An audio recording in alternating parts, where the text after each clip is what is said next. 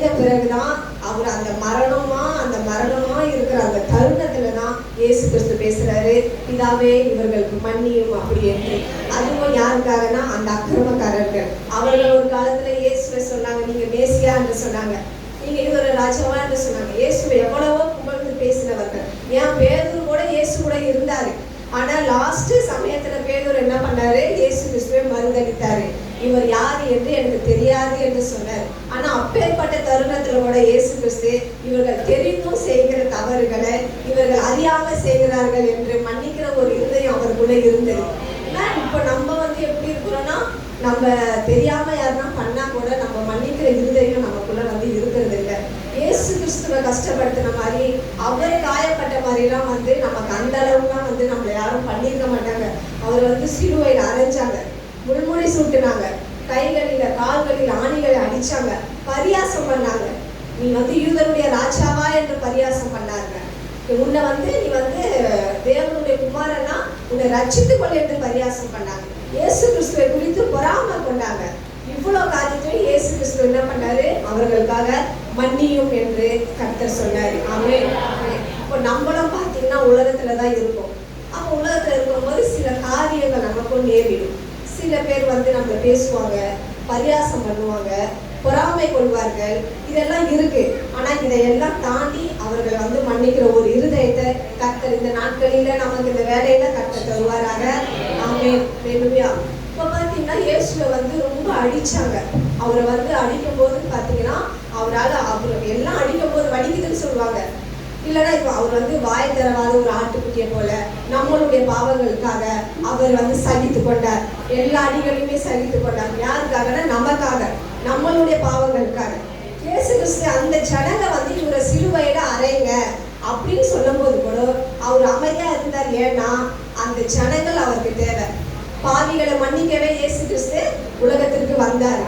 அந்த ஜனங்க நமக்கு தேவை. அந்த ஜனங்களை இழந்து போயிடக்கூடாது அப்படின்றதுக்காக இவர்கள் செய்கிறது என்னதென்று அறியாது இருக்கிறார் என்று பிதாவிடம் அவர் பரிந்து பேசி ஜெபம் பண்ணிடுறார். அந்த மாதிரி நம்மளும் யாருன்னா என்ன பண்ண மன்னிச்சுட்டு நம்ம பரிந்து பேசுற ஒரு இருதயத்தை கர்த்தர் இந்த வேலையில நமக்கு தருவாராக. ஏன்னா அவரோட ரத்தத்தால கழுவப்பட்டு அவரால் மீட்கப்பட்டு அவரோட சாயலா இருக்கிற நமக்கு மன்னிப்புன்னு கிறிஸ்துன்றாவே மன்னிப்பு தான். அப்படி இருக்கும்போது கிறிஸ்துவரா இருக்க நமக்கு மன்னிப்பு முக்கியமானதா இருக்கிறது. அதனால நம்ம ஒவ்வொருவரையும் மன்னிக்கணும். மன்னிக்கிற இருதயத்தை கர்த்தர் நமக்கு தருவாராக.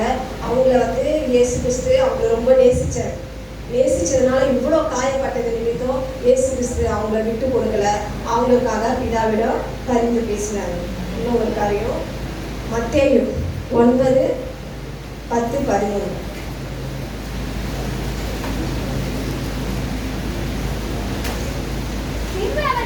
போதனை பண்ணியிருக்கையில் அநேக ஆயக்காரரும் பாவிகளும் இயேசுவோடும் அவர் சீசரோடும் கூட பந்தி இருந்தார்கள். பரிசேயர் அதை கண்டு அவருடைய சீசர்களை நோக்கி, உங்கள் போதகர் ஆயக்காரரோட பாவிகளோட போதனை பண்ணுகிறது என்ன என்று கேட்டார்கள். இயேசு அதை கேட்டு, பிரியாளிகளுக்கு வயிற்று வேண்டியதே அல்லாமல் சுகமுள்ளவர்களுக்கு வேண்டியதில்லை, பாவியை அல்ல இரக்கத்தையே விரும்புகிறேன் என்பது நான் கருத்து என்னதென்று இப்போ இயேசு கிறிஸ்துவை பரிசேயர் கேட்குறாங்க. யாரு சீசர்களை கேட்குறாங்க, உங்களுடைய இவர் இயேசு கிறிஸ்து பாவியலோடும் ஆயக்காரரோடும் உட்கார்ந்து போஜனம் பண்ணுகிறாரு அப்படின்னு சொல்லிட்டு அவர் மேல ஒரு குற்றச்சாட்டு வைக்கிறாங்க. அவர் எதுக்காக அப்படி பண்ணாரு, அந்த அக்கிரம ஜனங்கள் அக்கிரமக்காரங்க அவங்களை மன்னிப்பு அடையணும் அப்படின்றதுக்காக பிதாவிடம் பரிந்து பேசின அவர் இந்த ஜனங்களோட போஜனம் பண்ணினார். இவர்கள் பாவிகளா இருந்தும் மகா பரிசுத்தமுள்ள தேவன் அவர்கள் கூட உட்கார்ந்து போஜனம் பண்ணியிருக்கிறாரு அப்படின்னா அவர்களோடு கூட ஒரு ஐக்கியத்தை ஏற்படுத்தி கொண்டார். ஆமென். அவர்களோடு கூட ஒரு ஐக்கியத்தை ஏற்படுத்தி கொண்ட எதுக்காகனா அவர்களும் நமக்கு தேவை. அவர் பாவிகளா இருந்தாலும் இந்த ஜனங்களை நம்ம எழுந்து போக கூடாது அப்படின்றதுக்காக அவர்களோடு கூட உட்கார்ந்து போஜனம் பண்ணி ஒரு ஐக்கியத்தை இயேசு கிறிஸ்து மேற்கொண்டார். அதுக்காக கர்த்தருக்கு நன்றி செலுத்துகிற நம்ம யாரையுமே பாவி இவங்க தப்பானவங்க நிதானிக்க நமக்கு நியாயம் செய்கிறவர் இயேசு கிறிஸ்து ஒருவரே. அவர் தண்டிக்கிறதுக்கு அதிகாரம் இருந்தது. ஆனா தண்டிக்க அதிகாரம் இருந்தும் இயேசு கிறிஸ்து அவர்களை தண்டிக்கவில்லை. அவருக்காக பிதாவிடம் பரிந்து பேசினாரு. அதே அதே மாதிரி நம்மளும் வந்து இயேசு கிறிஸ்து இவர்களை வந்து விட்டு கொடுக்கல. இந்த க்ஷணங்கள் நமக்கு தேவை என்று அவர்களுடைய ஒவ்வொரு பாவங்களையும் மன்னித்தார். பேதுரு கேட்கிறாரு, எத்தனை வாட்டி மன்னிக்கணும் ஆண்டவரே அப்படின்னு சொல்லி கேட்கிறார். அப்ப அவர் சொல்றார் 7-70 முறை என்று சொல்கிறார். ஆமென், அல்லேலூயா. அப்ப 7-70 முறை மன்னிக்கணும் அப்படின்னு சொல்லிட்டு இயேசு கிறிஸ்து சொல்றாரு. மத்தேயு 6:14 பாத்தீங்கன்னா, மனுஷனுடைய தப்பிதங்களை நீங்க அவர்களுக்கு மன்னித்தால் உங்கள் பரமபிதா உங்களுக்கு மன்னிப்பார். ஆமென், அல்லேலூயா. மனுஷனுடைய தப்பிதங்களை நம்ம மன்னிக்கணும். அப்போ நம்ம சாதாரண மனுஷங்க, அவர் வந்து வானத்தையும் பூமியை உண்டாக்கின சர்வ வல்லமையுள்ள தேவன். ஆமென். அப்ப நம்மளே வந்து மனுஷனுடைய தப்பிதங்களை நம்மளால மன்னிக்க முடியல அப்படின்னா அவர் எப்படி நம்மளுடைய தப்பிதங்களை மன்னிப்பார்? இந்த காலை வேளையில நம்ம ஒவ்வொருவருக்கும் மன்னிக்கிற இருதயத்தை கர்த்தர் தருவாராக.